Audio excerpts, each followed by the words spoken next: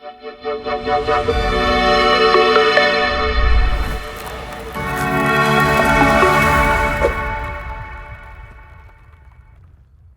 galera, sejam muito bem-vindos a mais um episódio do Vamos Ganhar Dinheiro podcast, que eu trago pessoas aqui, Lucas Pitt, que ganham dinheiro das mais diversas formas. Tem pessoas como Danilo Bastos, que já passou por aqui, que gosta bastante de fundos imobiliários. Tem pessoas que gostam mais de renda fixa, que gostam mais do exterior, que gostam mais de criptomoedas. E estamos aqui com o Pitão, que eu sei que gosta de um Chivas, mas além de um bom escocês, ele também gosta de investir, de ganhar dinheiro, seja aqui no Brasil, seja no exterior. E Pitt, prazer estar com você aqui. Ah, meu amigo, tamo junto. Você é, poxa, brotherzão. Eu sou facinho, eu sou facinho. Só chamei pro meu casamento, galera, pessoas que eu realmente gosto. O Pitão foi lá, prestigiou o casamento e tudo mais. E o Pitt foi o primeiro influenciador que eu fiz live maior, assim. Uhum. Porque eu já tinha feito outras lives e tal. E aí, com o Pitt foi algo diferenciado, porque na época a gente estava fazendo, eu estava até pelo Instagram do Trademap, você foi lá e apareceu, e a gente fez live, e depois a gente foi conversando. E quem olhava o Pitt de fora, via aquele cara meio doidinho, tal, que é, de fato, mas um cara de um coração gigantesco, um cara super brother. Poxa, por mais que ele já era muito reconhecido na época ali, no início de 2019, sempre agregava a galera, tava ali comigo, tava com os meninos do Favelado Investidor, então tava sempre somando, porque a gente nunca se viu como concorrentes, muito pelo contrário, né? A gente tá aqui, cada um para somar para nossa audiência, cada um do nosso meio, eu mais certinho, Pitão... Você é mais gostosinho, né? O Pitão já Só muda um pouco a linguagem também. E desculpa aí, já vou fazer um disclaimer se eu falar muita groselha. Depois a edição acho que tira. Não, aqui vai tudo pro ar, galera. Então tudo nessa. Pro ar. Vamos lá. Embora. Bora. Pitão, queria que você falasse um pouquinho, antes da gente falar um pouco sobre o momento do mercado, sobre, enfim, o que tá rolando aqui no Brasil, o que tá rolando lá fora, como que você tá pensando e agindo aí como investidor, mas você falasse um pouquinho da sua história, porque é muito difícil alguém não te conhecer, mas pode ser que alguém aí não te conheça. Então, assim, acho que o mercado financeiro nem sempre esteve presente na sua vida, você nem sempre pensou para um prazo maior, teve momentos que já foi mais imediatista. Então, se puder dar um briefing aí sobre a sua história... Em quantos caracteres você quer? Em 140. Uma tweetada. No Twitter. Bom, sou economista, me formei em economia em 2010, tô ficando velho já, 13 anos de formado. Uau. Olha só que velhice. 13 anos de formado em economia, fui trader, tentei fazer day trade em 2012, não consegui. Em 2013 acabei migrando para o swing trade. Foquei muito em boi e milho. Commodities agrícolas, elas tendem a ter tendências maiores, então foi um negócio que eu acabei meio que dominando ali em meados de 2013 para 2014. 2017 veio o Joesley Day e deu uma zoada na... Zoou a bike. Zoou a bike, aí depois que eu perdi R$150 mil em um minuto, que é uma história que as pessoas adoram lembrar na minha vida, inclusive Joeslão vai viajar com o Lula pra China, fiquei sabendo, estão todos envolvidinhos. E aí depois que veio o Joesley Day, eu falei, eu preciso recuperar essa grana que eu perdi, que no caso era R$150 mil em um minuto, que foi quando a bolsa abriu ali depois do Joesley Day, 18 de maio de 2017.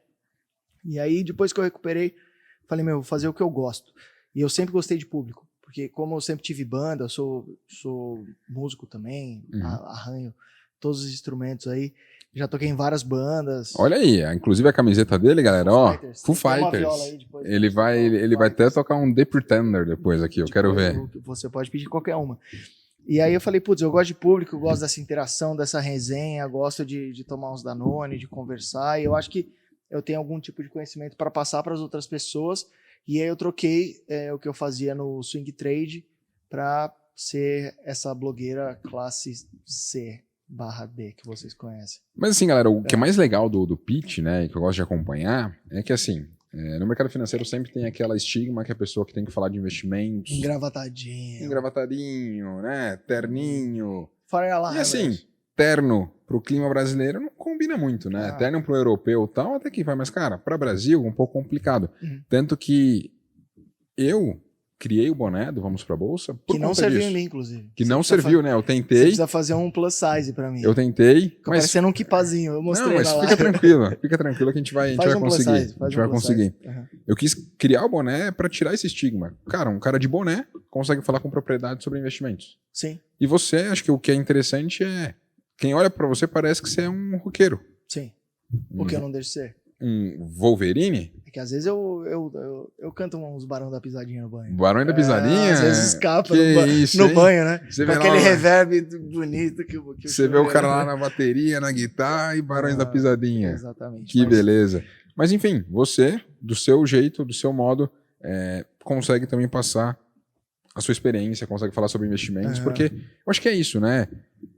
O mercado, como um todo, ele é muito grande. Né? Por mais que o mercado financeiro como um todo ele é pequeno, a bem dizer, né? Tem 5 milhões de pessoas, 5 milhões de CPFs na bolsa, mas a gente tem um público endereçável de mais de 200 milhões de pessoas aqui no Brasil. E, cara, tem pessoas que vão se curtir mais, por exemplo, o meu modo de conduzir a vida, mais tranquilo e tal, que a gente vai curtir mais o Pitão. E, poxa, acho que não tem certo ou errado. Você vai andar com aquilo que você vê que faz mais sentido pra você. Né? Não, e acho que o seu jeito mais despojado tal, fala palavrão e tudo mais, cara, mostra que mesmo dessa forma, curtindo a vida, indo pra rolê, mas ainda assim você sabe investir bem, você foca no longo prazo, você faz os seus aportes. Então, cara... montei uma casa de análise, né? É isso. Então, acho que uma coisa não inviabiliza a outra, né? As pessoas elas tendem a julgar o estereótipo, falar, esse cara é doidão, ele não faz nada da vida, ele deve ficar jogando PlayStation e fumando a erva do Bob Marley o dia inteiro, quando na verdade é bem pelo contrário, assim, eu sou um cara extremamente ligado e tentando entender para onde que o mercado vai para eu me adaptar e tudo mais. Então, eu odeio me definir, mas eu acho que eu tomei algumas decisões bem certas assim na minha vida e que se provaram certas, né? Então hoje a XP é sócia da minha casa de análise. Boa. Então eu me associei de pessoas muito muito bacanas aí nessa minha trajetória e eu acredito que os frutos estão aparecendo já há algum tempo, assim, mas de trouxa é só a cara mesmo. Só a cara. Só a cara. Isso aí. Porque o Pitão, como disse, aí, tem um coração gigantesco e, como você falou, né, você tem uma casa de análise aí que é a Inside, que, poxa, a XP tá ali como sócio. Inclusive, né, o Vamos Ganhar Dinheiro podcast aqui, ele tem como um dos patrocinadores o pessoal da Nomos, né, que é uma assessoria, né, houve a fusão da BRA, ABS, e aí se juntou, então tem assessoria que, poxa, ajuda aí todos os investidores de forma gratuita, né, preciso liquidar uma renda fixa, preciso investir em tal ativo, a galera ajuda nisso tudo. Tem um Trade News, que é um grupo exclusivo que tem informações de mercado. Tem carteiras recomendadas, inclusive, que estão lá, né, da própria... Insight com a Levante, né? Da Insight com a Levante está aí disponível. Então... Vamos pegar 30 dias grátis pra rapaziada? Assim? Meus sócios vão me matar, desculpa. 30 dias, então. 30 dias grátis, vai ter um link aí em algum lugar, depois Boa. eu vou comprar essa briga. Que se Show. lasque. Então... Que se lasque.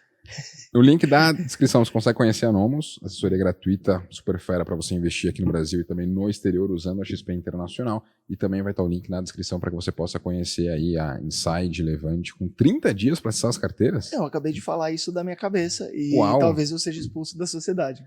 Não, mas vai dar bom. Vai agregar valor para a galera, né?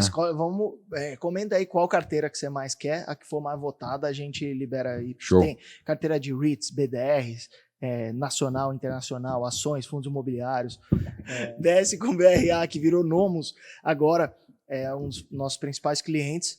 E aí comenta aí o que você vai querer em termos de carteira, que a gente vai disponibilizar a carteira mais queridinha de vocês durante 30 dias, para que vocês testem. Boa. Pitão, a gente sempre fala, cara, de mercado, de possibilidades, de investimentos e afins, mas eu queria que a gente começasse aqui falando de algo que você falando um pouco da sua história, talvez remeta um pouco do momento que as pessoas estão vivendo hoje. Porque hoje, cara, quando a gente olha para a Bolsa, ela está desde 2021 andando de lado caindo. Enquanto, em 21 o mundo todo foi super bem, só 22 que dá um pouco mais de problema. Juros aqui no Brasil, a gente vem um dos maiores patamares da última década. Sim. Inflação em níveis bem elevados. Desemprego, a gente também está começando aí a acelerar, né? O desemprego, a gente está vendo muitos layoffs, aí, muita demissão em massa e tal. Então, talvez quem está assistindo agora esse podcast está como se fosse o pitch ali de maio de 2017. Talvez estava cumprindo uma sua trajetória, acreditava numa coisa e às vezes perdeu um trabalho. Às vezes perdeu muita grana com investimento, às vezes está num momento complicado. Você Sim. passou por isso Passei. e você conseguiu pivotar. Você passou Sim. por esse cenário, cara, você catalisou aquela energia e foi ali pro seu canal e fez dar certo com GoPro na época e, cara... GoPro Podrona. Hero 3, já tá na 11, eu acho. Então, e poxa, você se expôs e conseguiu um baita resultado, primeiro como influenciador, depois foi se profissionalizando como empresário mesmo, e hoje já tem uma estrutura muito maior. Então, às vezes, quem olha pro Pitch hoje, mal sabe, poxa, os perrengão. Os perrengues que você passou em 2017, como foi difícil, né, fazer essa virada. Então, eu queria que você falasse um pouco sobre isso, né, o que te motivou naquele momento que, cara, tudo deu errado? Eu acho que o mais importante é uma sensação de prazo que o empreendedor precisa ter. E naquela época eu tinha um AP, que depois eu vendi, depois investi tudo na bolsa e tudo mais. Mas na época o dinheiro que eu tinha como espécie mesmo, dinheiro líquido, digamos assim, só me daria talvez de 10 meses a 12 meses de vida, assim, que eu poderia me sustentar. E eu coloquei aquilo como um deadline ali, como um prazo final que depois daquilo lascou. E aí quando você coloca um prazo, você começa a trabalhar todos os dias olhando para aquele prazo, porque você vai vendo, eu preciso comer, eu preciso beber, precisava pagar IPVA, enfim, tinha minhas contas. E eu falei, eu tenho 1 ano para virar. E aí eu falei, eu tenho uma câmera, que era uma bosta, tenho um lugar no meu lar que dá para gravar, que é relativamente silencioso, apesar de, na época, ter muito eco, não tinha microfone, não tinha nada, nenhuma estrutura próxima disso. Falei, que eu posso começar hoje a ponto de ver esse deadline se aproximando e todos os dias trabalhar para virar. E aí foi muito próximo de quando eu estava perto de quebrar que o meu canal foi monetizado. Uau. Então, tipo, muitos vídeos, mais de 100 vídeos que eu tive que gravar antes de ganhar R$1. E até lá eu só gastando, sem nenhum real entrando. E aí depois que entrou, aí veio uma avalanche de dinheiro, porque eu já tinha construído, já tinha plantado muito antes. E aí a hora que o YouTube me monetizou, falou, por que monetizou um cara agora, sendo que ele já tem tipo 120 vídeos? E aí todos os vídeos monetizaram e aí começou a entrar muito e de uma vez só. Então foi muito trabalho que às vezes eu até ia dormir e falar, putz, será que esse trabalho foi em vão? Será que eu tô no caminho errado e tal? Mas o meu propósito dizia, você tá ensinando coisas que você aprendeu durante 10 anos de mercado e uma hora isso vai voltar. É óbvio que às vezes você se questiona, né, se esse é o caminho certo. Nunca tive certeza que aquele era o caminho certo, mas meu feeling dizia que aquilo ia dar algum tipo de fruto. E aquilo deu um tipo de fruto que criou outros frutos, e aí eu fui virando mais empresário até do que influenciador, mas não me arrependo de nada que eu fiz. Óbvio que eu dei os vacilos, às vezes eu precisava gravar vídeos que eu não estava extremamente preparado, e mesmo assim eu gravei com o que eu tinha, onde eu estava. Deu a cara a tapa. E dei a cara a tapa e tomei vários tapas, até mesmo porque eu não sou um cara muito comum, assim, né, de apresentação, então toma tapa mesmo. Mas fui tomando chivas e fazendo, e a hora que eu vi já estava em outro patamar mesmo, porque não tem muito trabalho em vão, assim. Nada que você faz, nenhum esforço que você despende é em vão. Então eu aprendi muita coisa, fiz muita cagada, mas fui fazendo e corrigindo as cagadas no meio do caminho, e eu acho que esse foi o meu diferencial, assim. Muita gente fala, eu quero um microfone da Rode, eu quero uma câmera Canon set, motherfucker. Eu comecei com o que eu tinha, onde eu estava e assim, fui resiliente ali na parada. E logo quando o meu dinheiro estava quase acabando, eu tive um pico de devolução pelo trabalho que eu tinha entregue ali durante aqueles 10 meses de trabalho intenso. Então, não existe trabalho em vão, assim. Fantástico. Não, e é muito legal isso, né? Poxa, você teve que despender um baita tempo, você teve que ser muito resiliente nisso. Eu que editava meus vídeos, eu que fazia tudo, cara. Você trabalha e não vê fruto. Tipo, as pessoas, né? A sociedade já tende a ser muito imediatista hoje, né? Cara, fiz um vídeo hoje, se amanhã não tiver 1000 views, tá errado. Cara, você nem construiu uma audiência, você nem é conhecido, você não, tipo... Cara, esses dias eu recebi um print, depois de 3 meses, eu tinha 84 inscritos. Depois de 3 meses, gravando quase todo dia. 84 inscritos. Hoje eu tenho 360 mil, uma coisa assim. Uhum.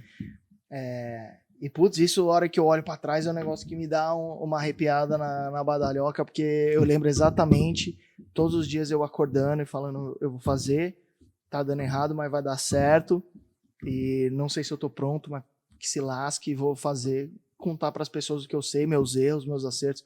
Então, acho que essa humanização que eu tentei sempre colocar com o meu público, mostrando erros também, eu acho que foi o que acelerou muito o meu crescimento, né? Porque muita gente do mercado financeiro só mostra onde acerta. Exato. E, meu Deus, olha como eu sou perfeito, essa operação que eu fiz de 300%. Tá, e é que você perdeu 70%, e é que você perdeu 80%, e é que você teve que vender um carro, tipo, eu tive que vender meu carro em um dia para pagar a dívida. Então, acho que o brasileiro é um povo bem caliente, digamos assim, ele gosta de se colocar na sua pele, e eu acho que esse foi o meu principal diferencial. E a hora que veio o dinheiro, veio numa avalanche, assim, a ponto de eu nunca questionar do porquê que eu tive aquele tipo de esforço durante tanto tempo sem ter um retorno imediato. Então, no médio prazo, as coisas funcionaram bastante. Boa. Mas foi muito próximo do fundo do poço, assim. Chegou uma hora que eu falei, acho que lascou. Lascou a bike. Lascou a bike. Mas, assim, eu acho que tem muitas coisas que a gente precisa ponderar, mas talvez muito do nosso sucesso como influenciador, falando de finanças, se deu pelo momento que a gente entrou nesse mercado. Uhum. Então eu queria que você falasse um pouquinho aí sobre esse timing, porque assim, quando você começou, era um momento que as pessoas estavam começando a olhar para a bolsa, né, com uma possibilidade. Porque, cara, a gente viveu ali até 2016 um período muito ruim, né, de 2010 a 2016 um período muito ruim. Perdendo o CPF. Perdendo o CPF na bolsa, a maior crise da história do Brasil. E, tipo, enquanto o mundo tava voando, o Brasil tava indo para trás. Mas ele, a partir de 17, a gente começou a ter um cenário diferente, um cenário melhor. Juros começou a cair, a galera começou a vir para a bolsa. E aí depois inundou de CPFs. Mas, assim, estava bem posicionado em um mercado que tinha muito espaço para crescer. E você era uma das poucas pessoas daquele mercado. Porque eu lembro da época de ter a Bea, por exemplo, de ter o Bruno Perini, de ter o Thiago Nigro, de ter a Natália Arcuri, de ter o Serbassi. Mas, cara, era isso. Eu posso nomear 10 pessoas aqui que estavam no mercado naquela época. Agora a gente tem aí, sei lá, 100, 200 influenciadores. Agora talvez um pouco menos, que eu vi muitas pessoas aí que Bolsa Brasileira começou a dar ruim ali de 21 para cá, que até pivotaram, foram para outras profissões e afins. Mas eles falam um pouquinho sobre esse timing aí, né? É claro, você se esforçou muito, você se dedicou muito, mas estava também num timing muito bom pro mercado, né? Cara, esse lance de timing é muito doido, porque ao mesmo tempo que eu acertei o timing, eu vinha de uma sequência de trades ruins e de uma época muito ruim na minha vida. Então, não foi um negócio que eu falei, vou fazer isso para atingir tal objetivo. Não. Vou fazer isso porque meu propósito é ensinar as pessoas sobre renda variável, e isso acabou invariavelmente dando certo. Então, eu acredito que timing é muito difícil acertar em termos de carreira. Você tem que olhar muito mais para dentro e falar, o que eu quero fazer e como que eu posso ajudar o maior número de pessoas, e depois eu vejo como é que eu cobro. Isso, como eu já estava operando no mercado há mais de 5 anos, cara, 5 anos são mais de 1.000 pregões que eu estava operando. Já estava extremamente estressado e tal, então foi muito mais olhar para dentro e impor a minha originalidade ali, ou o jeito que eu tenho de falar, do que tipo, aqui eu tenho uma oportunidade de mercado. E isso veio muito porque eu gosto de música pra caceta, e eu sempre percebi que bandas que tentaram surfar o hype de algum movimento ou de outro nunca deram certo. É melhor você ser quem você é e ser autêntico e ver quem que vai gostar de você e fazer o seu próprio movimento ali, do que esperar coincidir o seu movimento com aquele time. Então, para mim, não teve nenhuma sensibilidade em termos de, tipo, tem pouca oferta de influenciadores, então eu vou me encaixar nesse nicho. Não, na verdade, foi olhando para dentro e falando, eu acho que eu tenho como ensinar bastante gente. Começaria, se fosse hoje, igual, sabendo que a oferta de influenciadores, a barreira de entrada é um pouco maior por ter mais gente, mas eu jamais abriria a mão do negócio que eu acho que eu tenho que fazer porque o mercado está saturado. A gente está num país de 210 milhões de pessoas, então nunca vai estar saturado. E se você quer começar, não precisa dessa estrutura, não precisa de luzes de LED, não precisa nada. Acho que precisa sempre de verdade e de pensar como ajudar o maior número de pessoas. Esses dias eu entrevistei o Primo Pobre. E, cara, ele também começou do jeito dele, com o que ele tinha, com a expertise que ele tinha, e o cara bombou, tá? Com mais de 1.250.000 inscritos, porque o cara olhou para dentro e falou, como que eu posso usar o que eu tenho na cabeça para ajudar o maior número de pessoas? Então, esse negócio de market timing pode funcionar até, às vezes, em bolsa, tal, mas eu acho que em empreendedorismo, você tem que olhar para dentro e pensar, aqui que eu sou bom, no que eu sou foda, onde eu me diferencio, aqui. Então vou fazer isso até dar certo. Foi mais ou menos o que eu tentei seguir. Mas foi fácil? Não. Foi bem... Olhando em retrospecto parece muito fácil. Exatamente. Mas executando isso daí, as dores que você tinha, as incertezas que você tinha. Totalmente. Eu não sabia nem editar vídeo. Não sabia fazer nada. Só sabia que eu tinha uma câmera, tinha um computador. E aí, na época nem tinha tanto YouTube. Também tive que aprender meio que lendo uns tutoriais e vendo... como editar, e fui lançando uns vídeos tosqueira no começo e deu certo, cara, porque eu persisti, porque senão ia cair ali onde a maior parte das pessoas caem, que é tipo, tive uma dificuldade, vou desistir e fazer outra coisa. Não, acho que você tem que, se você gosta mesmo, se seus guts estão falando pra você ir pra lá, teu feeling tá falando pra você ir pra lá, você tem que ir pra lá. Minha percepção. Show de bola, incrível. E assim, a gente passou por um cenário aí que para você foi muito mais complicado, que foi o Wesley Day, né? Passar por esse cenário, esse contexto, deixar de ser um day trader e pensar para um prazo maior, para um pitch que, poxa, depois de um tempo no mercado mais maduro, até acompanhei esse vídeo aí, que você vendeu um apartamento que você tinha e investiu essa grana toda na bolsa. Sim. Então a gente passou por um cenário que, enfim, talvez estava um pouco machucado ali da bolsa, daquela estratégia que estava usando e depois de um tempo, depois de estudar, de buscar por mais informações, você conseguiu fazer investimento aí, cara, no valor de um imóvel, cara, é algo bem considerável. Foi 450 mil reais. Bem considerável. Sim, considerável em 15 minutos, porque a bolsa tava fechando e eu sou ansioso. Aí eu abri o home broker e saí fazendo o bagulho. Eu vi. E dado esse contexto, né, poxa, você investiu essa grana, teve, enfim, recursos que você foi ganhando da sua jornada como investidor, como empresário. Como que o Lucas Pitt está investindo hoje aí os seus recursos, né, em classes de ativos assim, para a gente pensar em dividir, o que está aqui no Brasil? Eu lembro de fazer muitas lives com o Pitt e eu falava, Pitt, e renda fixa? Renda fixa? Tá de sacanagem?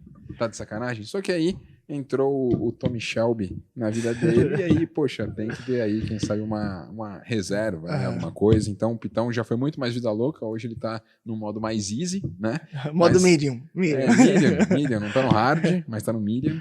Mas ó, renda fixa, ações Brasil, fundos imobiliários, exterior, cripto também eu sei que você investe. Então, passa um panorama aí pra galera de como tá aí a divisão da sua carteira e principalmente, né? Qual a metodologia que você utiliza para rebalancear a sua carteira, né? Porque você é uma das pessoas que mais falam sobre isso, sobre esse rebalanceamento, e um rebalanceamento que não vem da cabeça, não vem da cachola. Você usa um sistema para tirar as emoções do jogo, né? Sim. Eu era muito exposto em Brasil, né? Eu tinha um viés doméstico muito grande. Sempre gostei de renda variável, sempre pensei que através da renda variável eu poderia me tornar sócio de boas empresas, comprar bons imóveis com pouco dinheiro através dos fundos imobiliários e tudo mais. Então, nunca fui afeito à renda fixa. Não sou um investidor de renda fixa, sou um investidor de renda variável. O que eu tenho em renda fixa, que é Tesouro Selic, é minha reserva de emergência, mas eu nem considero isso investimento. É minha reserva de emergência. Se der um pau comigo ou com meu filho, eu vou ter de onde tirar dali. Então, não considero renda fixa um bom investimento. Mas a Selic está 13,75. Mas eu não gosto de emprestar dinheiro para o governo, nem para a empresa. Nem para banco, principalmente. Sou um investidor de renda variável. Estou acostumado a tomar um chacoalhão já há muito tempo. Fui trader. Então, o chacoalhão da bolsa não faz nem cócega em mim. Acostumado com ups and downs. Ups and downs. Então, assim, eu hoje estou focando muito em investimentos no exterior. Conforme o seu patrimônio vai crescendo, conforme eu vou falar por mim, conforme o meu patrimônio foi crescendo, eu abri o meu leque de exposição e fui tentar entender como as empresas de porte mundial operavam. Então, hoje eu tenho bastante dessas big techs, assim, do tipo Apple, Microsoft tem bastante, Google tem bastante, Facebook não muito, Amazon também não muito, mas por uma questão setorial. Mas ter empresas que faturam em termos globais é um negócio que, conforme o meu patrimônio foi crescendo, é um negócio que foi me deixando um pouco preocupado estar exposto apenas em Brasil. Por mais que a gente entenda o que uma Ambev faz, o que uma WEG faz, ou o que essas empresas brasileiras fazem, eu gosto de cada vez mais dolarizar os investimentos, que se você pegar uma linha assim mediana do dólar e traçar uma média móvel do dólar, você vai ver que é uma linha para cima. Então, só olhar em 94, né? No início do Plano Real ele estava 1 para 1. 1 para 1. Quanto está agora? Quase 5 e pouco, 5,30. Então, assim, mas aí tem a ver com o momento de vida de cada um, tem a ver com o viés doméstico. Por eu ser dono de uma casa de análise, a gente começou a cobrir empresas de lá de fora e eu comecei a olhar isso com mais carinho. Então, é o momento de vida de cada um. Você tem que fazer o que é confortável para você. Eu não estava confortável estando 100% em Brasil. Óbvio que aqui, por ser mais volátil, tem mais oportunidades, mas depois você vira pai, depois que você fica um pouco mais velho e menos chongoloides, você começa a pensar um pouco em volatilidade e também em ativos que têm uma exposição global, né? Porque você pega uma Microsoft, uma Apple, o que um país específico pode dar uma puta cagada que vai afetar essa empresa de forma a ela quebrar? Não existe. Então, quando você é mais novo, você pensa mais em retorno. Quando você começa a ficar meio velho, igual eu tô, você começa a ponderar, a ponderar pelo risco. Tô ouvindo isso do Lucas Sim, Pitt. cara, isso daí vai render o Reels. Uau, o cara que era só risco, Não, agora cara, ponderando. chega uma hora que você fica um pouco menos imponderado. Não, isso é legal, isso é muito legal, porque assim, como investidor você vai evoluindo ao longo do tempo. Né? Então acho que é muito importante as pessoas elas olharem para isso. Porque, vou olhar um pitch do Pitão lá de 2018. Mas, cara, o pitch de 2018 tinha algumas experiências e o pitch de 2023 tem outras experiências. Você evoluiu ao longo do tempo, você foi pesquisando mais sobre as empresas internacionais, você eventualmente viajou mais, viu mais problemas aqui do Brasil, viu ali... Empreendi no Brasil, né? Exato. Antes eu só tinha investimento, agora eu tenho um empreendimento que é totalmente Brasil. Correlacionado com a economia daqui. Na hora de eu investir, eu falo, putz, será que eu não preciso ter 100% lá fora? Em termos de investimento? Já que minha maior parte de equity está aqui, 100% do equity está aqui, será que talvez não seja o caso de, quando surgir a oportunidade, virar 100% lá fora, via... pode ser B10, pode ser stocks, pode ser REITs, enfim... você vai ficando um pouco mais diversificado e um pouco mais ponderado, acho que é a palavra. Eu acho que isso é super importante, o investidor ele vai olhando para isso, né? Eu comecei na bolsa ali em 2016, eu só investi em ações. Depois que veio o Joesley Day também, só que no meu caso não estava alavancado, enfim, estava comprado só ali à vista, mas ainda assim vi os meus ativos caindo 10% na média em um só dia, eu fiquei assustado. Liquidei naquele dia as minhas posições, então... Por exemplo, veio pandemia depois, veio caminhoneiros. Cara, não fiz grandes mudanças. Mas naquele primeiro momento, primeiro choque, cara, 10% em um dia. E você provavelmente tinha bem menos dinheiro do que você tem agora. Bem menos dinheiro. O baque foi muito menor. Só que, cara, foi um choque pra mim. E eu sou o tipo de pessoa, cara, não vou pagar pra ver. Deixa eu ver aqui o que vai ser. Porque olhando em retrospecto, o Joesley Day foi uma baita oportunidade de compra. Sim. Mas pra quem tava naquele momento... que via que o Brasil tinha acabado de sair da lama de 2016, tinha acabado de ter um impeachment, o Temer nem era um presidente que foi eleito diretamente, ele era vice, tinha a questão da reforma da Previdência e outras coisas estavam passando, tipo, e aí tem aquele possível envolvimento que, cara, já não tinha muita confiança no Brasil.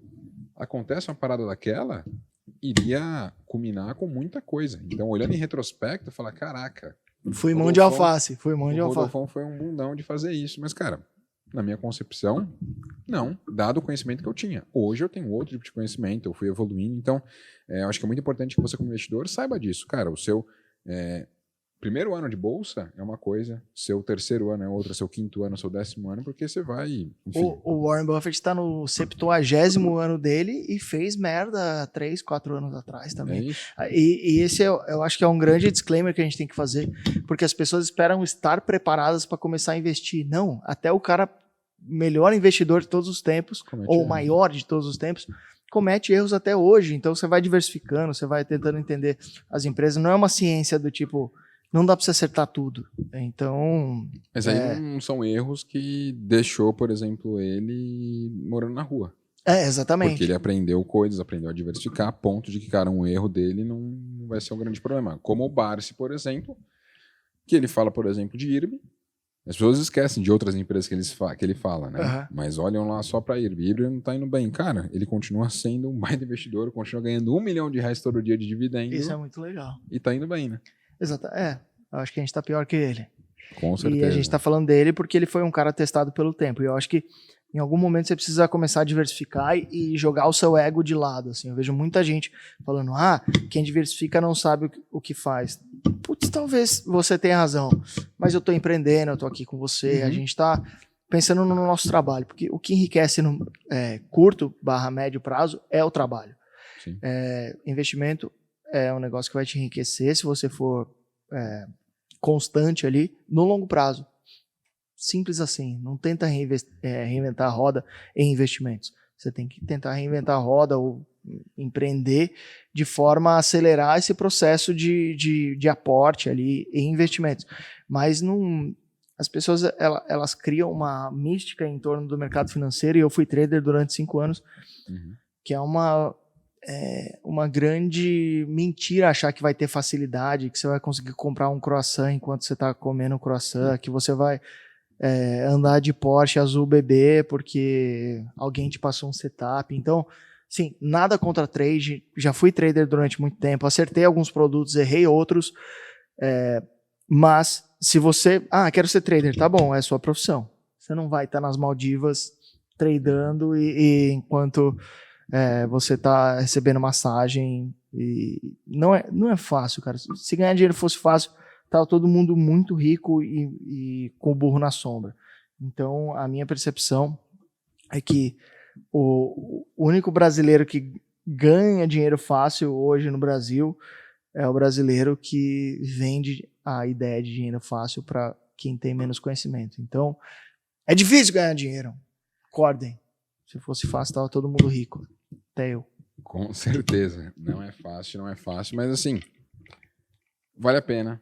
Se você persistir no caminho, se você estiver, enfim, bem orientado, estiver cercado aí de pessoas boas, né? Acho que muito do meu crescimento como influenciador, como pessoa, se deu por conhecer pessoas mais de perto, assim, conhecer o Pete, conhecer outras pessoas aí do mercado, porque a gente tá em um mercado aqui para se ajudar, né? Poxa, um ajudar o outro, Lógico. um se fortalecer, vem aqui fazer live, bora podcast, bora fazer isso e aquilo. Poxa, se ajudar.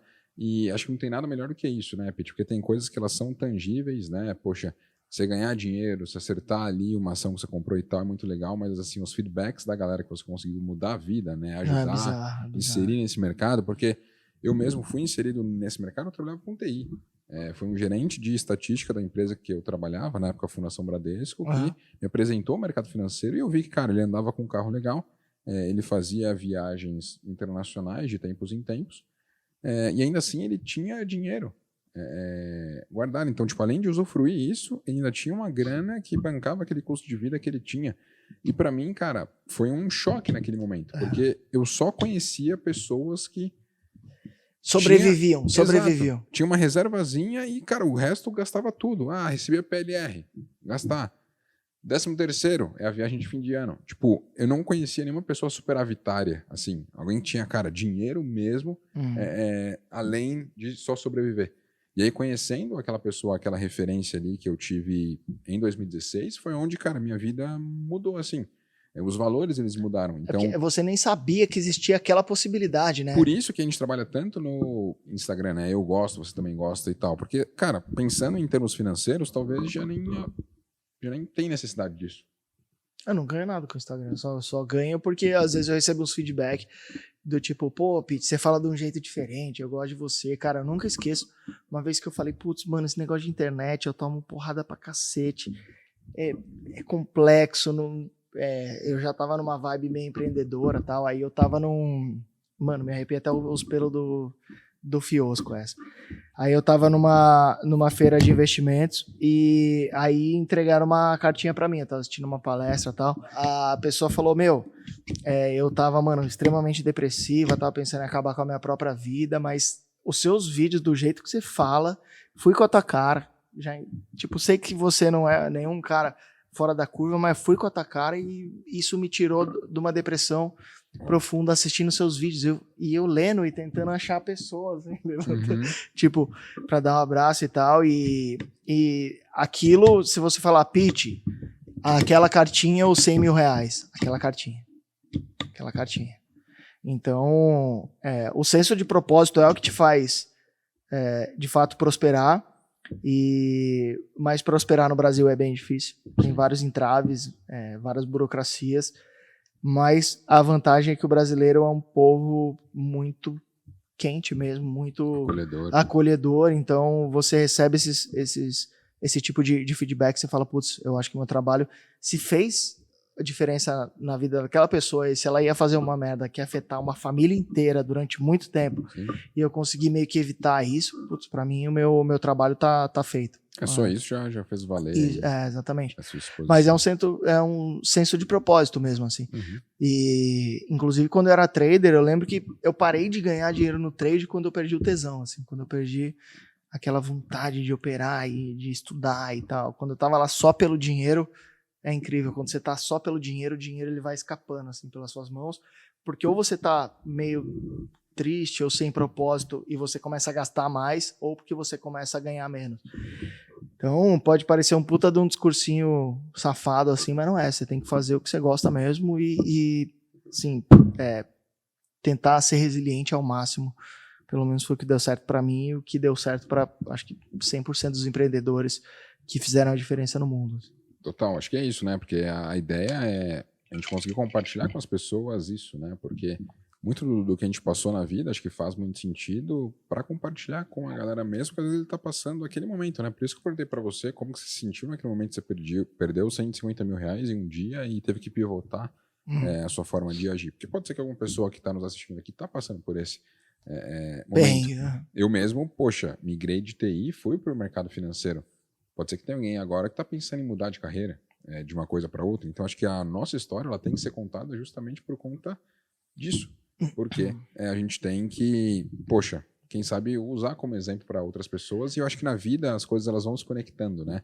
Se tem um vídeo assim do YouTube que para mim faz muito sentido, é uma palestra de Stanford do Steve Jobs, que ele fala o Connecting the Dots, né? Então, conectando os pontos. Então, cara, o Steve Jobs lá atrás fundou a Apple, depois de um tempo ele foi demitido da própria empresa que ele fundou, aí ele fez a Pixar deu muito certo, o design muito legal. Aí depois ele foi recontratado para Apple, e aí ele trouxe tudo aquilo que ele aprendeu ali na Pixar para lá, e a Apple, cara, tem design legal, tem muita coisa interessante, e aí não é só tecnologia, ele linkou com aquilo que ele aprendeu na Pixar também. Então, tipo, muita coisa aconteceu na vida dele que, olhando em retrospecto, ele vê que as coisas se ligaram, e uma skill que ele aprendeu aqui, uma outra coisa que ele aprendeu ali, juntou para formar aquele monstro que era o Steve Jobs.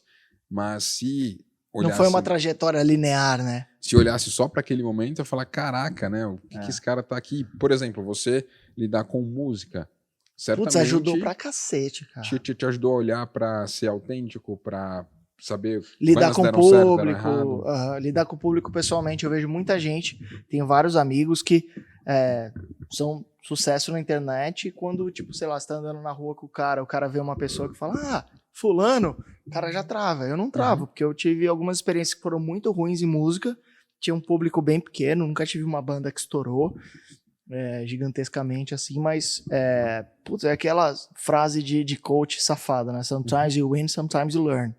E eu sempre tento ver o lado bom das coisas. Então aprendi muito, apesar das minhas bandas nunca terem dado certo, hoje olhando olha, o que ela encontrou?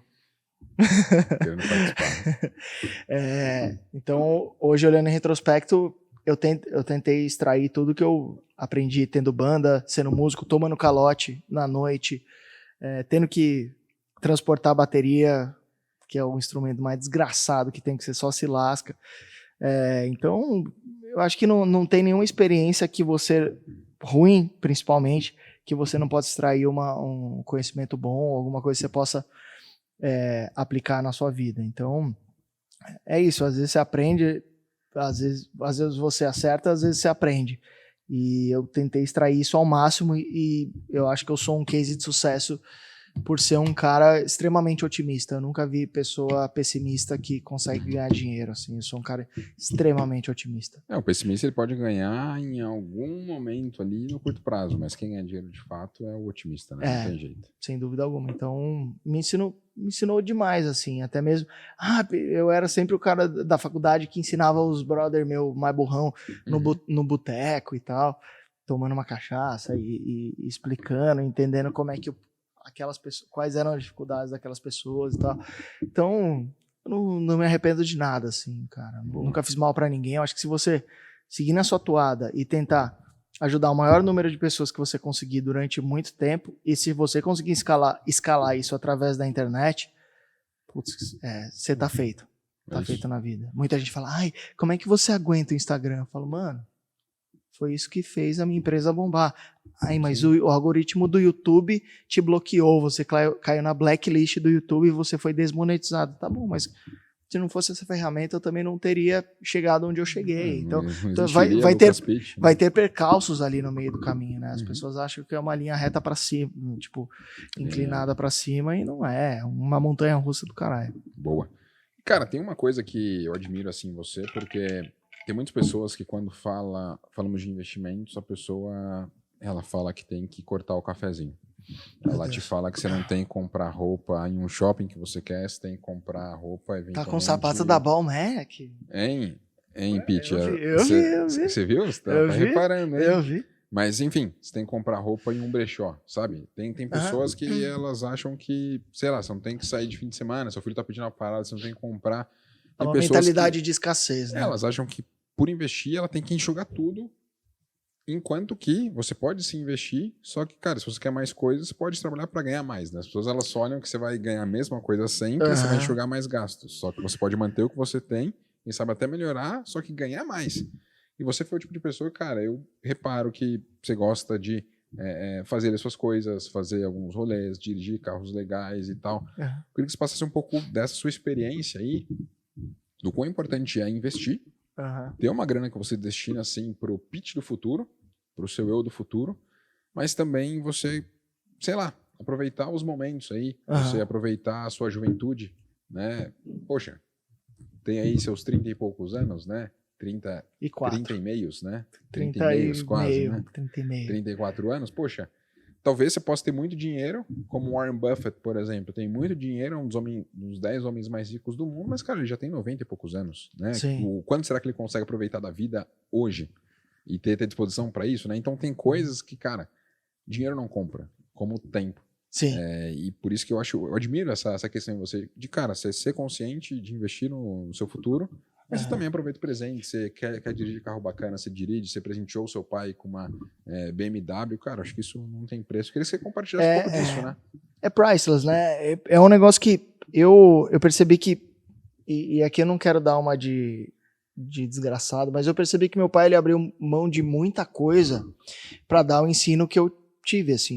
Tive a sorte de estudar nas melhores escolas, e quando você estuda numa escola muito boa e você é um cara nota 7, você... nível Brasil, você é um cara nota 9.9. E meu pai fez isso abrindo mão de muita coisa e, assim, comida, essas coisas, nunca faltaram em casa, mas nunca... sempre foi pensando sob a ótica de custos. Só que, como eu disse para você, eu sou um cara relativamente observador e... pelo meu pai ter tido um controle de custos muito grande, eu poder ter estudado na, acho que melhor escola na época, que era o Colégio Bandeirantes, eu não conhecia não sabia que existia aquele estilo de vida. E aí, a hora que eu cheguei no que aquilo era a melhor escola do momento, eu acho que eu entrei em 2003 no Bandeirantes, e eu via pessoas chegando de Jaguar, pessoas chegando com motorista, coisas que eu nunca tinha visto e vivenciado na minha vida. falava, meu Deus, isso existe. E eu sou um cara relativamente curioso, eu me dou bem com as pessoas. Uhum. E aí começou, e eu ia de fretado pra escola, tal, nada contra, você pode ir do jeito que você quiser. Eu ia pra escola, tinha Sim. amigo meu que ia de balsa pra escola, o cara totalmente fudido. Mas eu ia de fretado, e aí eu percebia que conversando com essas pessoas que tinham um nível acima do meu, que elas tinham uma mentalidade de abundância, então de ganhar mais e não de viver uma vida medíocre na raiz da palavra, que é uma vida mediana. Sim. E sempre que eu conversava com esse tipo de gente que chegava num nível que eu nem sabia que existia, mas que eu tinha acabado de descobrir, e eu perguntava, meu, o que você faz, ou o que seu pai faz, o que sua mãe faz, todos eram empresários. Uhum. E meu pai sempre foi CLT, trabalhou 30 anos na mesma empresa, que hoje é a Braskem. Sempre gostou de segurança e tudo mais. E só que por eu ter sido exposto, graças às economias do meu pai, a esse tipo de situação, eu percebi que dava para ganhar muito e que não precisava viver uma vida de cortar a pasta de dentes. Já até tirei uma foto Não, meu pai já atingiu a liberdade financeira há muito tempo. Muito tempo. Sempre foi um cara muito consistente com seus gastos, sempre segurando gastos. E é um cara que vive de renda hoje, mas que ele corta a pasta de dente até hoje, assim, para conseguir extrair ao máximo. E ali, quando eu fui exposto àquela mentalidade de abundância do colégio que eu estudava, eu percebi, meu, nenhuma coisa, não dá para você ganhar dinheiro infinito, ninguém ganha dinheiro infinito, Sim. mas você não precisa ter essa mentalidade de escassez e de se privar tanto. Só que aí eu percebi que eu era um pouco xarope da cabeça também, então o que eu fiz desde então foi destinar uma porcentagem, porque a porcentagem não é. Sim. Não interessa se você ganha 10 mil, ou 100 mil, ou 1.000, 25% do que você ganha, para mim, é sagrado. Já invisto logo de cara, vivo bem, faço as coisas que eu tenho que fazer, tenho as experiências que eu quero ter, e se sobrar no final das contas, depois eu invisto de novo, aporto mais. Mas eu jamais aumentaria esse percentual, assim, na minha conjuntura atual. Jamais tentaria falar, vou investir 80% do meu income para atingir mais rápido a liberdade financeira. Eu acho que você tem que viver um pouco no meio do caminho. E a forma que eu achei isso foi através da porcentagem. Então, hoje, 25%, eu recebi, sei lá, vendi esse copo por R$100. Tive um lucro de R$100. R$25 já vai para a corretora para investir. Os outros 75 eu faço o que eu bem quiser. E é bom que você não se sai nem de mão de vaca, você vive sua vida e você sabe que você pensou no seu eu do futuro. Então, pensar em termos percentuais, para mim, foi a grande virada de chave para que eu tenha uma vida boa, proporcione uma vida boa para minha família, que a gente viva bem e para que eu esteja tranquilo com relação ao meu futuro. Assim. Boa, fantástico. Acho que esse equilíbrio que é importante, né? Porque eu não tenho, né? Mas a porcentagem tem. Exato. Você tem que se blindar de si mesmo, acho, quando envolve dinheiro, né? Você pega, cara, quantos funkeiros aí que estão quebrados, o cara ganharam milhões. Jogador de futebol. A gente tem várias estatísticas aí que mostram que não interessa muito quanto você ganha, mas quando você pensa em porcentagem, pra mim é sagrado, cara. E aquele dinheiro que eu ganhei não é meu, é pro pitão do futuro. Uhum. E morreu, tá bom, vai pro meu filho. Sim. Mas é pro futuro. Então, eu acredito que pensar em termos percentuais é muito mais importante do que pensar em termos relativos, assim, em termos absolutos, na verdade. Show.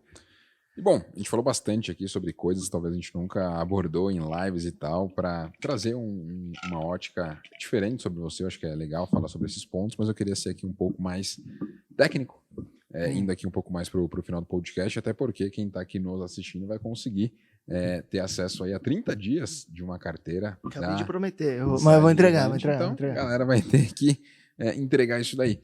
Mas, cara, eu queria saber de você 3 oportunidades que você está vendo aí no mercado para Brasil Tá. E 3 oportunidades está vendo aí para exterior e assim, fazer um bate-bola, você, poxa, pensar aí, jogar aqui, a gente falar um pouco sobre os negócios. A gente fez uma live recente, né? Parece que o que vocês estão investindo tá olhando para minha carteira, então bora falar aí, Pitão. Cara, eu acho que Brasil, se você pegar construtoras bem capitalizadas, estão num momento bom. Você tem algumas petrolíferas ali que não tem intervenção estatal, que estão num momento bom de compra também. Aqui a gente gosta bastante de PetroRio e de 3R Petroleum, apesar de eu não gostar muito do setor, mas são empresas que estão fazendo um compartilhamento de custo ali, comprando campos bem próximos uns dos outros e tendo um lifting cost, que é o custo que elas têm para subir o petróleo até a superfície, diminuindo isso e de forma muito eficiente. E a gente viu, né, na pandemia como um todo, com os problemas, com sanção Rússia ali e tal, que, cara, é muito bonito a ideia. Lindo você ter um Tesla. É lindo a ideia. Só que não dá, né? Mas, cara, não dá. Você precisa do combustível fóssil ainda. Sim, então, assim, sendo bem pé no chão, acredito que eu gosto sempre de empresas que têm margens maiores porque atuam num público um pouco mais qualificado. Sim. Então, eu sempre tive uma preferência muito grande por EZTEC, por exemplo, quando se fala de construção civil, mas como você pode ter um governo um pouco mais populista e que injeta dinheiro nas classes mais baixas, tipo Minha Casa Minha Vida, né, que chamava Casa Verde e Amarela, virou Minha Casa Minha Vida de novo. Eu acho que talvez as construtoras de classe mais baixa, do tipo uma MRV, Tenda, baixa média renda, eu acho que estão mais atrativas, apesar de eu investir nas que têm maior renda, um ticket maior, porque dá uma margem maior, mas enfim. Eu acho que o setor de construção é um negócio que dá para olhar muito bem. Eu acho que o setor de petróleo está barato. E bancos? Quase todos baratos, né? Até mesmo porque o Brasil opera com uma segurança muito maior em termos de bancos, né? Você pega índice de Basileia de Banco do Brasil, Itaú, todos os grandes bancos brasileiros muito superiores aos do exterior. Eles sabem operar aqui, tem um ROI gigantesco. Então, gosto de banco, gosto de seguradora, ainda mais com taxa de juros alta, assim. Até porque se a gente olhar para o mercado americano, né, a gente teve recentemente aí 2 grandes bancos com intervenção do FDIC, né, então, poxa, lá eles são muito mais alavancados por natureza, juros subiu bastante lá e deu uma lascada na bike, e quando a gente pensa em Brasil, cara, os bancos eles estão acostumados com essa volatilidade de juros, né? Sim. Em 2016 estava 14,25. Sim. Em 2020 estava 2. E estavam dando bilhões de lucro todos os trimestres, assim, então... Exato. Eu acho que bancos podem ser uma boa oportunidade também, mas já tenho muito banco, tenho muito Itaúsa em carteira, que é uma empresa que está tentando diversificar um pouco mais. Então vai ser Lucas Pitt Setúbal, é isso? Quê? Lucas Pitt Setúbal. A gente está tentando mudar a constituinte ali. Então, assim, cara, o Brasil de forma geral está barato, mas conforme meu patrimônio cresce, você fica um pouco mais, eu fico um pouco mais reticente de ter o meu patrimônio exposto aqui. Comprei bastante ouro ultimamente, um pouco... Ouro? Ouro. 50 Cent. Meti o Post Malone aqui, meti o Post Malone. Porque eu vi que nos últimos... A gente até falou isso na última live, né? Sim.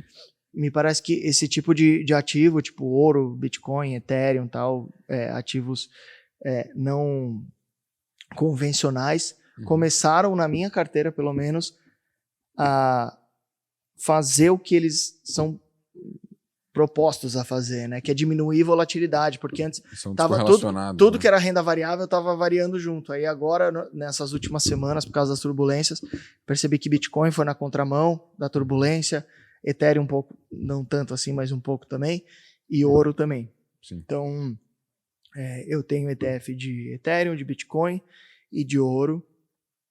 Gosto bastante, eu acho que tá fazendo bem para minha carteira, assim. Show de bola. E quando a gente pensa diretamente no mercado americano, né? Você investe diretamente ali em ativos como uma Apple, Microsoft, afins, é uma coisa que, poxa, você está vendo aí como bem interessante. A própria Microsoft aí tá vindo com o ChatGPT e, cara, inteligência artificial incrível. Google aí, cara, que a gente fala de YouTube, a Google como um todo, Google Drive, tem muitas coisas ali por trás, e eu queria saber de você lá do exterior, né? O que tá te Exterior chamando a é atenção? totalmente Big Techs. Totalmente Big Techs, das FANGs ali, que eu tenho acho que todas. Eu acho que aqui eu não tenho muito é Facebook. Aqui eu tenho menos é Facebook, mas Apple eu tenho bastante pelo diferencial competitivo. Você vicia nesse negócio, você não consegue trocar. Você não consegue trocar. Então, o churn é baixíssimo de quem usa a Apple uma vez. Amazon com Amazon Web Services ali, cada vez mais comendo a pizza deles nuvem, ali, né? de receita. Gosto bastante.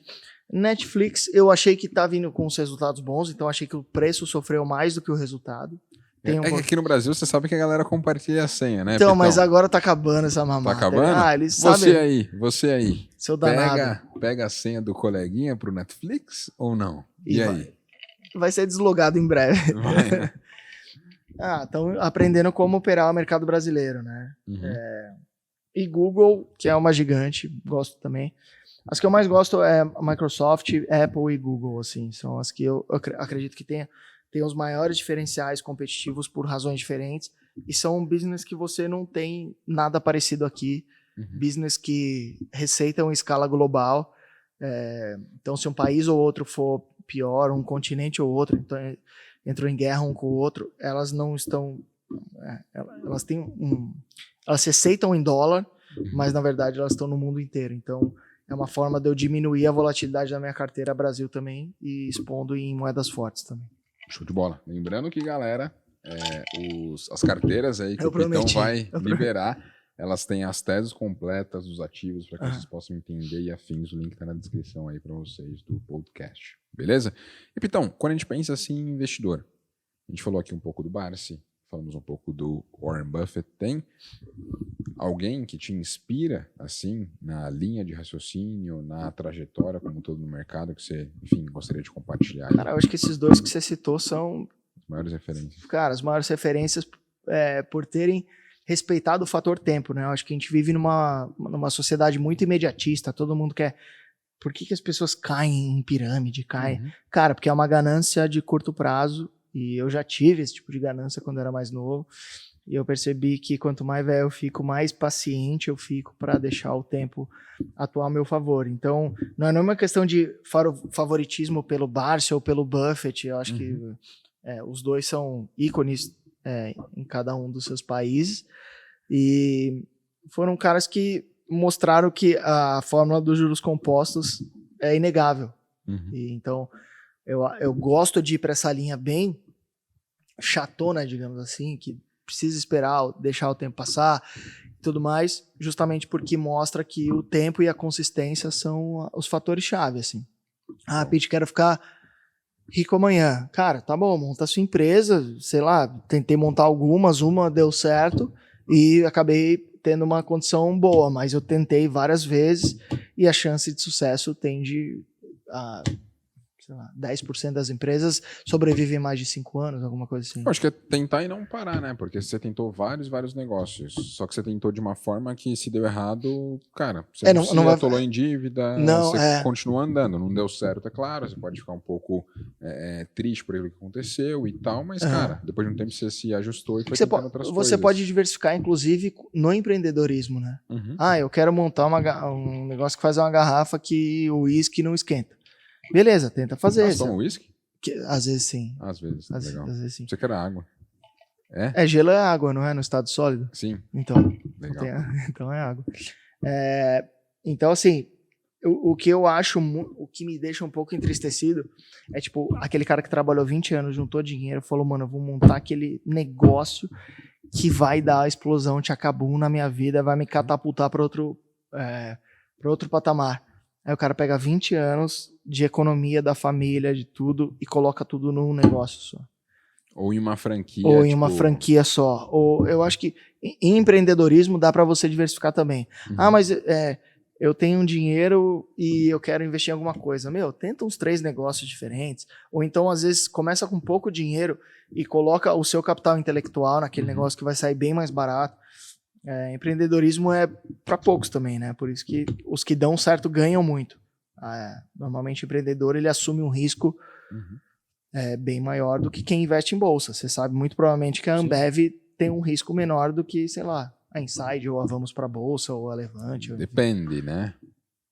Que você tá sabendo Porque alguma pro coisa? trio agora não Você tá é sabendo tão alguma fácil coisa? as coisas, né? Você tá sabendo alguma Depois coisa? de Americanas não tá tão simples assim, O né? que você tá sabendo, Rodolfo? Não tô sabendo de nada. CVM, Não tô investiga. nada.